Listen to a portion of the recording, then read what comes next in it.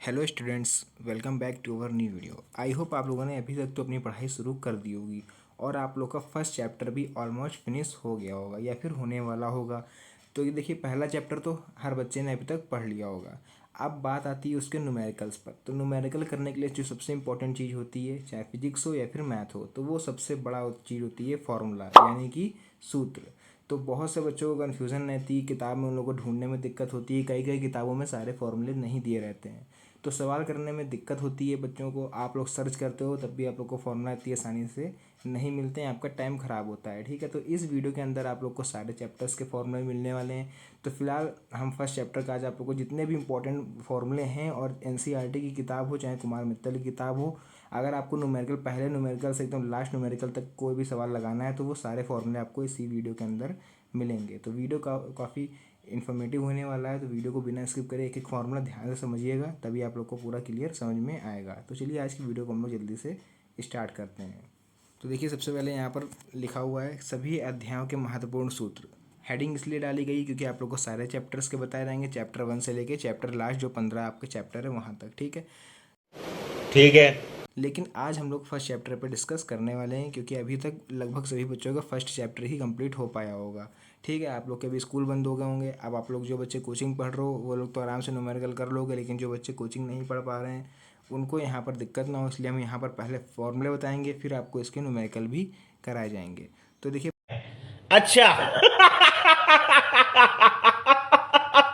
पहला जो हमारा चैप्टर है, वैद्युत क्षेत्र तथा आवेश। तो पहला तो फॉर्मूला आप लोग को याद ही होगा, कूलॉम का नियम का जो होता है। कूलॉम का नियम क्या कहता है हमारा, F=1/4πε0 Q1 Q2/r²। जहाँ पर हमारा Q1 Q2 क्या होता है, ये Q1 होता है मेरा आवेश 1 और Q2 होता है आवेश 2।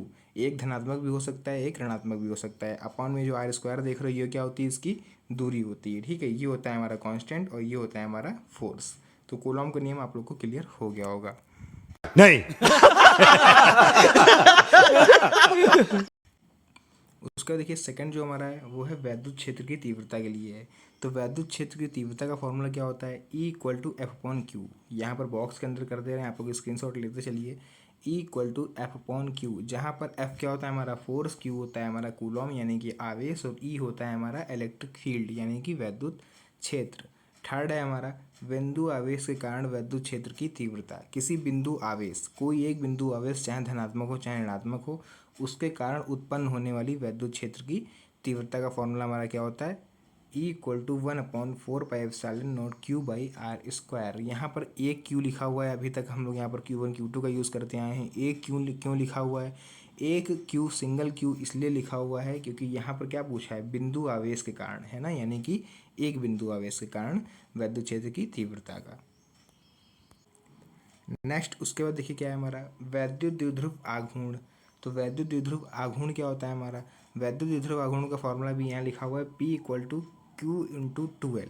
क्यू क्या होता है आवेश, 2L जो होती है हमारी वो एक आवेश से दूसरे आवेश के बीच की दूरी होती है। जैसे कि हम लोग कूलॉम के नियम में वहाँ पर R लेते हैं, तो यहाँ पर वैद्युत द्विध्रुव आघूर्ण की जब हम बात करेंगे तो यहाँ पर 2L दूरी ली जाती है। तो फॉर्मूला हो जाएगा P=Q×2L। ठीक है, वैद्युत द्विध्रुव आघूर्ण का।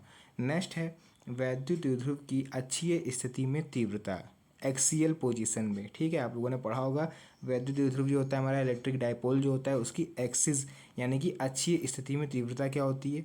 तो यहाँ पर फॉर्मूला लिख रहा होगा E=1/4πε0 2P/r³। और यही जब हम बात करें इसकी निरक्षीय स्थिति में, तो इसका फॉर्मूला हो जाएगा E=1/4πε0 P/r³। अंतर किस चीज़ का है, फॉर्मूला देखने में सेम लग रहा है, अंतर केवल इतना है कि यहाँ पर हमारा 2P लिखा हुआ है और यहाँ पर केवल सिंगल P लिखा हुआ है। क्लियर हुई है यहाँ तक के फॉर्मूले। अब देखते हैं अपने इसके आगे के फॉर्मूले क्या है।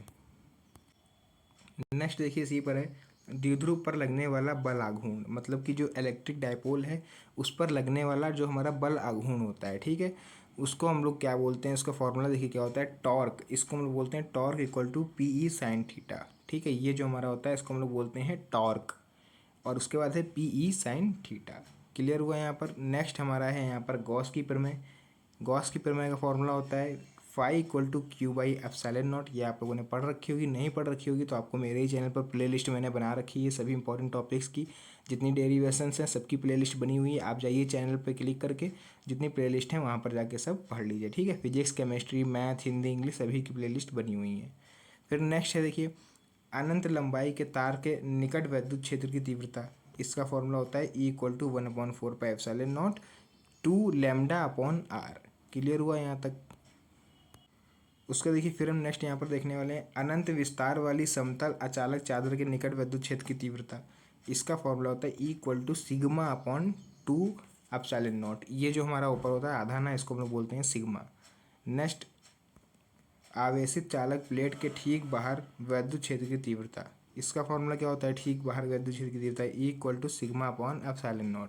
अब एक चीज़ क्लियर करते हैं आप लोग को, जो मेन फॉर्मूला है हमारा चैप्टर 1 का वो है कूलॉम का नियम और गॉस की प्रमेय और अच्छी स्थिति और निरक्षीय स्थिति, जो कि आप लोग से बोर्ड एग्जाम में पूछा जा सकता है। ये सब जो फॉर्मूले भी आपने पढ़े, ये फॉर्मूले नहीं पूछे जाते हैं बोर्ड एग्जाम में, लेकिन इस पर बेस्ड न्यूमेरिकल पूछे जाते हैं, इसलिए पढ़ना तो सभी जरूरी है।